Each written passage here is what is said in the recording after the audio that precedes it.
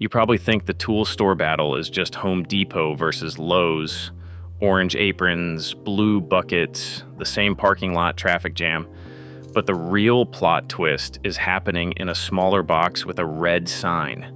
Harbor Freight now says it has more than 1,600 locations nationwide, which means odds are it is closer than your last impulse trip for a single socket. The brand that used to be joked about as buy it once because you will only use it once is building an operation that looks less like a discount shop and more like a machine built to win a value war. So, what changed? What is happening behind the stockroom door? And why did so many people miss the shift until it was already everywhere? Stick with me, because once you see the pattern, you will never shop the tool aisle the same way again. The quiet takeover, most people didn't notice. For years, Harbor Freight had a reputation. Low price, low expectations. The get it done today, replace it tomorrow kind of vibe. But here's the part that sneaks up on you. This company did not try to beat the giants by building bigger buildings. It scaled by building more buildings. In 2024, it publicly celebrated reaching 1,500 stores, and around that milestone, it described itself as opening 2 to 3 new stores per week. An industry analysis from the National Retail Federation echoed the same pace and noted that it passed the 1,500 mark early that year. That rhythm does something powerful. It rewires convenience. When the nearest tool stop is 10 minutes away instead of a full Saturday errand, people do not just buy differently, they plan differently. The new game is smaller stores and faster decisions. In early 2026, store opening coverage showed Harbor Freight leaning into the contrast. Its stores are described as smaller and easier to shop than massive home improvement centers. That is not a throwaway line. It is the strategy. A big box trip is a project. A smaller format trip is a quick decision. Grab what you need, get back to the job, back to the garage, back to real life. And once you become the quick decision store for tools, you do not need to win every customer. You just need to win the moment. The product ladder that makes the old joke obsolete. Now let's talk about the part that people argue about in the comments: quality.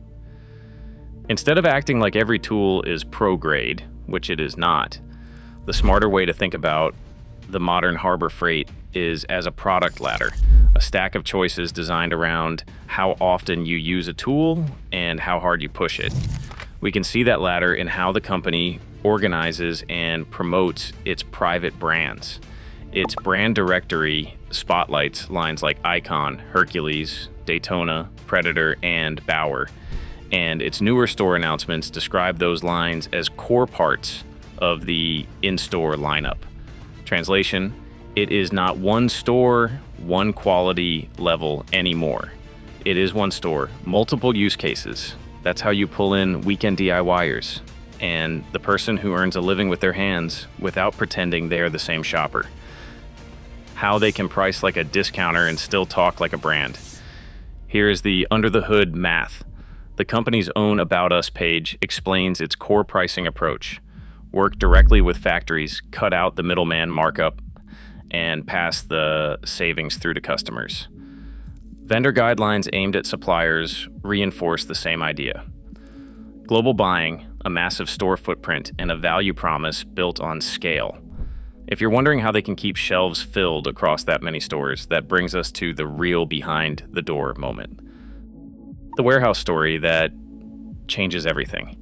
In Joliet, Illinois, the company opened a 1.6 million square foot distribution center. A building so big it is easier to picture as multiple stadium footprints stitched together.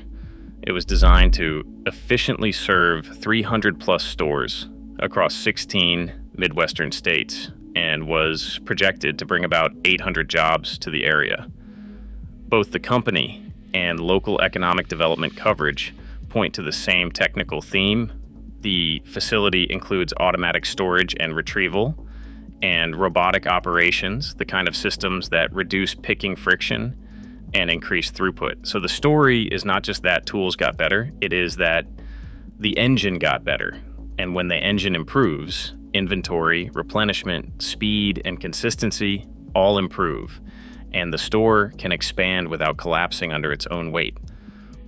Why this resonates with the wallet mood. Now layer in the consumer reality. Inflation didn't just spike for a month and disappear, it lived in people's budgets for years. The Minneapolis Fed CPI table shows annual inflation running 4.7% in 2021, 8.0% in 2022, and 4.1% in 2023, before easing in 2024 and 2025. That kind of stretch trains shoppers to ask one question on repeat. Is this worth it? Late 2025 Beige Book reporting, summarized by the Minneapolis Fed, noted that overall consumer spending declined further, even with higher-end spending holding up better. In plain English, more households are choosy, and value beats fancy logo more often than it used to. That's the perfect climate for a retailer built around right tool, right job, right price. The trade-offs nobody puts in the thumbnail. But every value machine has a shadow side, and it's worth saying out loud because honesty keeps viewers watching. First, not everything is intended to be buy once and hand down to your grandkids. The company's warranty page makes that clear. There's a lifetime warranty on hand tools, but many products operate under a limited 90-day warranty framework. That doesn't mean bad, it means optimized. Your job as a shopper is matching the tool to the mission. Second, automation changes the labor mix. Research and analysis on automation consistently suggest jobs shift and skills shift. Some tasks get automated while new roles grow around maintenance, oversight, and systems. The warehouse of the future needs fewer people doing repetitive motion and more people who can keep the machines, software, and flow running. So here's the real question. As consumers, we love the lower price. As communities, we have to keep up with the skill shift. Two truths can exist at the same time. The bigger takeaway put it all together, and the storyline becomes simple, almost inevitable.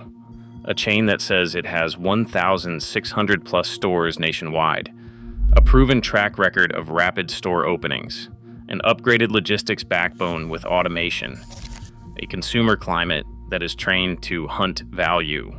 That combination isn't just a discount tool store anymore. It becomes a force that pressures the entire category to defend price, convenience, and good enough performance. Or, said another way, when the tool aisle turns into a value war, the company built for value doesn't have to invent a new playbook. It just has to run the one it's been quietly refining. Now, I want to hear from you when you shop for tools. What matters more, brand cachet or good enough for the job at the right price? What has been your real-world experience, and which Harbor Freight buys surprised you in a good way or a bad way? If you like breakdowns like this, business strategy, consumer psychology, and the hidden mechanics behind everyday brands, hit like, subscribe, and turn on notifications so you do not miss the next one. This video is commentary and analysis based on publicly available information and personal perspective. It is not intended to attack or defame any company, and it is not purchase or investment advice. Always evaluate products and claims based on your own needs and experience.